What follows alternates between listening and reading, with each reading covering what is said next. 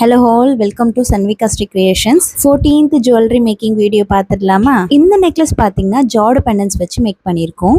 இந்த செட் பார்த்தீங்கன்னா என்னோட ஆஸ்திரேலியா கஸ்டமருக்காக தான் நாங்கள் மேக் பண்ணியிருக்கோம்.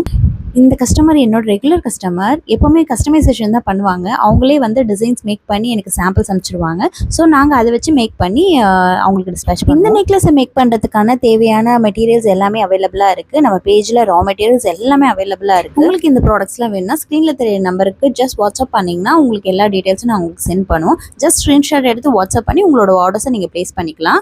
அப்படி இல்லைனா வெப்சைட் போய்ட்டு உங்களோட ஆர்டர்ஸை நீங்கள் ப்ளேஸ் பண்ணிக்கலாம். நம்ம பேஜில் ஹோல்சேல் ரீட்டைல் ரெண்டுமே அவைலபிளாக இருக்குது. பெண்டன்ஸ் கலெக்ஷனே 2500+ கலெக்ஷன்ஸ் அவைலபிளா இருக்கு. நிறைய பேர் என்ன ஹியரிங் எப்படி மேக் பண்றீங்கன்னு கேட்டிருந்தீங்க. ஸோ அவங்களுக்கான வீடியோ தான் இது. இந்த வீடியோவில் நான் ஒரு க்ளூ ஒன்று யூஸ் பண்ணியிருப்பேன். ஸோ அதை நீங்கள் ஜஸ்ட் ஹார்ட் ஒர்க் கடையில் எல்லா கடையிலுமே இருக்கும். ஸோ ஜஸ்ட் வாங்கி நீங்கள் அதை போட்டுட்டு கொஞ்சம் போட்டாலே போதும். ஸோ பேக் ஸ்ட்ரெட் அவைலபிளாக இருக்கும். ஸோ அதை நீங்கள் ஃபிக்ஸ் பண்ணிட்டாலே நல்லா ஸ்ட்ராங்காக வந்து நின்றுடும்.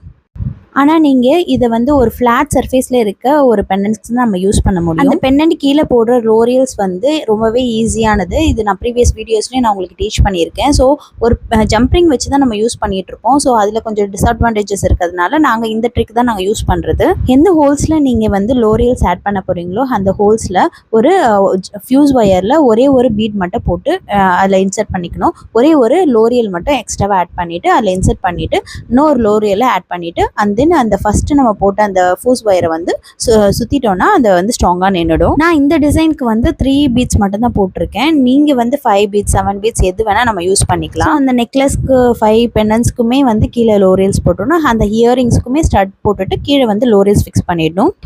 ஜுவல்லரி மேக் பண்ணுற ப்ராசஸ் ரொம்பவே ஈஸி. ஸோ ஆஸ் யூஷுவல் நம்ம இன்விசிபிள் ஜுவல்லரி எப்படி மேக் பண்ணுவோமோ அதே மாதிரி நம்ம மேக் பண்ணிக்கலாம்.